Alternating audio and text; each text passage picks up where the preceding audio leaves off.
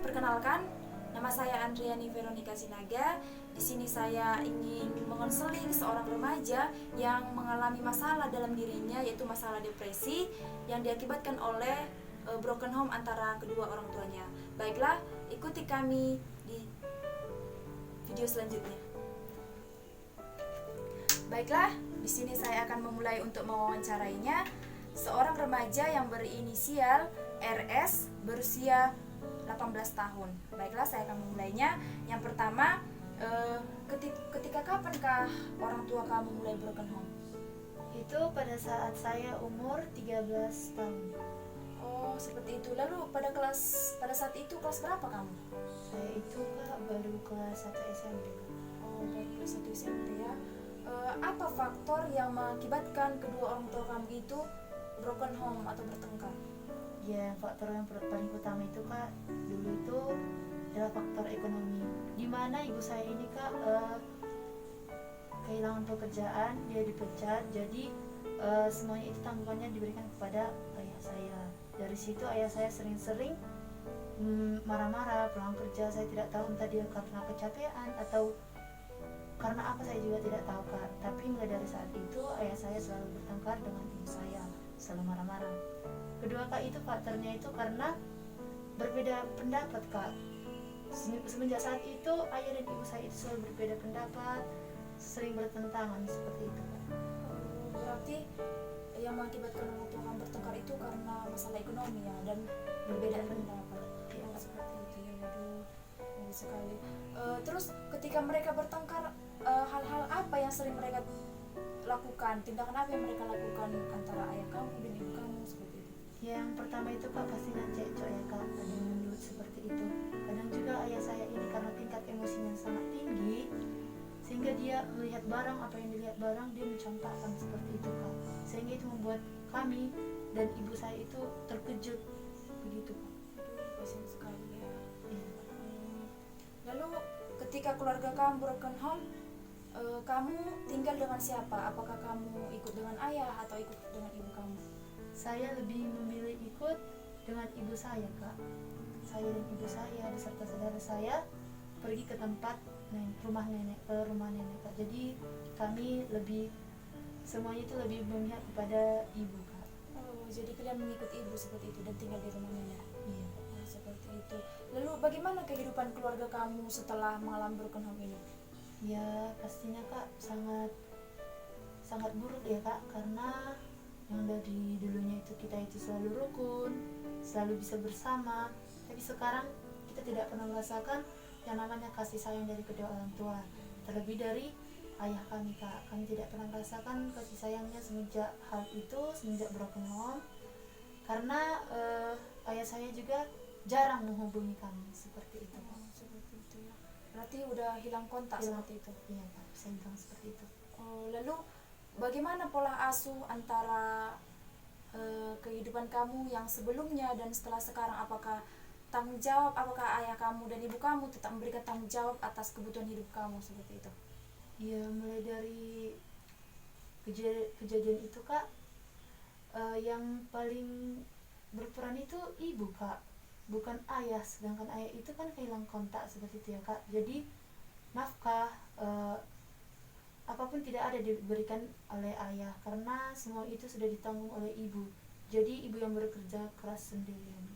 Jadi kamu hanya ditanggung oleh ibu, ayah kamu tidak pernah menanggung kebutuhan kamu lagi. Kadang juga dibantu oleh nenek. Oh iya. Lalu bagaimana dengan dunia pendidikan kamu ataupun sekolah kamu setelah broken home ini? Ya pastinya menurun ya karena saya juga di sekolah itu tidak pernah konsentrasi lagi. Terutama ketika guru saya itu menjelaskan saya sering melamun karena yang di pikiran saya itu bagaimana nantinya kami seperti itu saya membebani bagaimana jika memang benar-benar orang tua saya itu sudah tidak pernah datang kepada kami seperti itu hilang kontak seperti itu Lalu bagaimana dengan teman-teman kamu? Apakah teman-teman kamu sering mengejek kamu atau mencaci-caci kamu karena keluarga kamu broken home? Iya karena teman-teman saya ini lebih tepatnya dibilang membuli saya ya mereka itu membuli saya, mereka menyatakan saya itu anak sial, saya itu pembawa sial seperti itu Kak. Karena dibilang teman-teman saya itu menyatakan bahwa saya itu anak yang kurang beruntung. Kedua orang tua saya masih hidup, tapi saya tidak bisa merasakan kasih sayang dari kedua orang tua saya.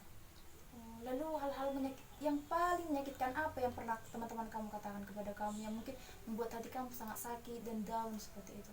Nah, itu tadi Kak, saya itu dibilang anak pembawa sial. Saya rasa itu, jadi saya itu sering bertanya-tanya kepada Tuhan juga. Saya sering bertanya-tanya, apakah dengan adanya saya ini, saya itu termasuk dari anak pembawa sial seperti itu Kak. Karena semakin dewasa, semakin orang tua itu semakin jaga jarak begitu Kak.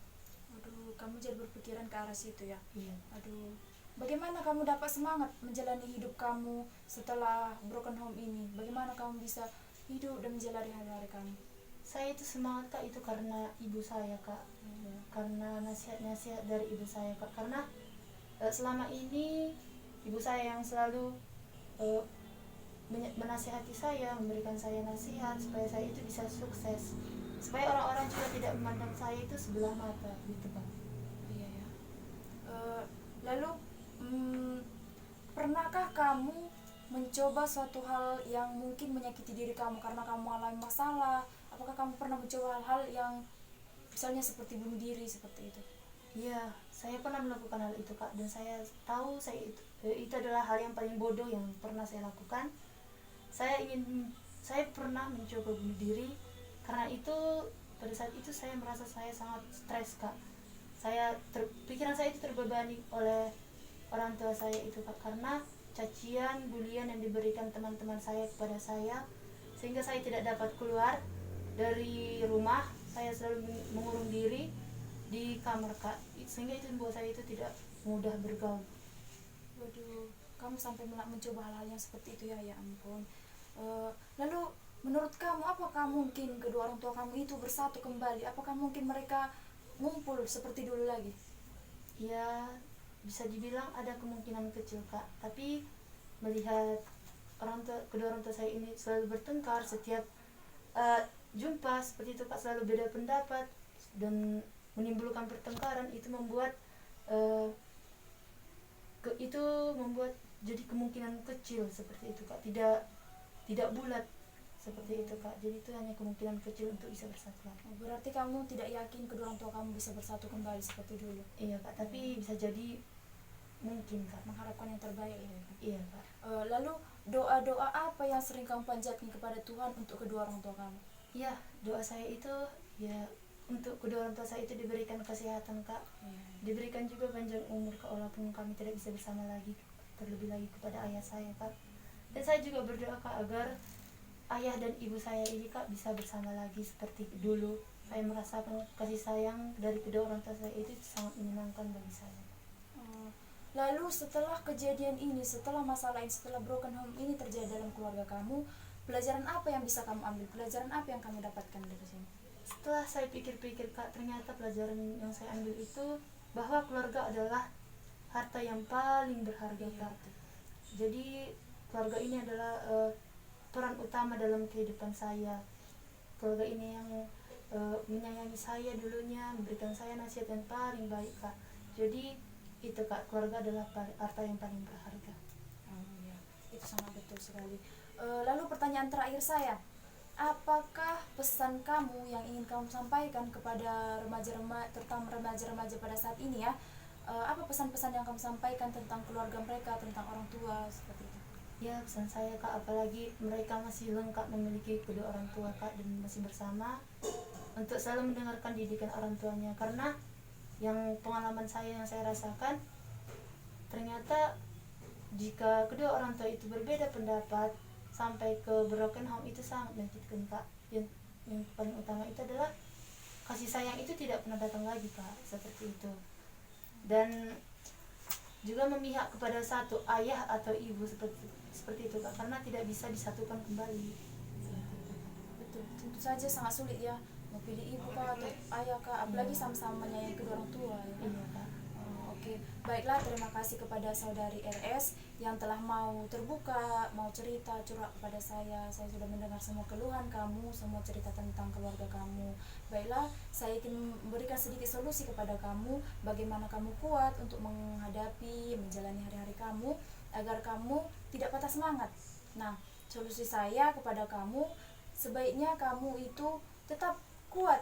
Kamu tidak perlu peduli dengan teman-teman kamu yang mengejek kamu, membuli kamu.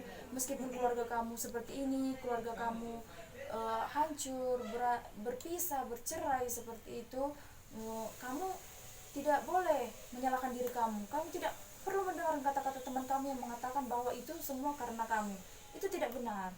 Kamu tidak perlu menyalahkan diri kamu. Saya ini yang salah, saya karena kehadiran saya, orang tua saya bertengkar. Karena saya sekolah, orang tua saya harus membutuhi saya, jadi ekonomi menurun, jadi mereka bertengkar. Tidak, itu tidak benar.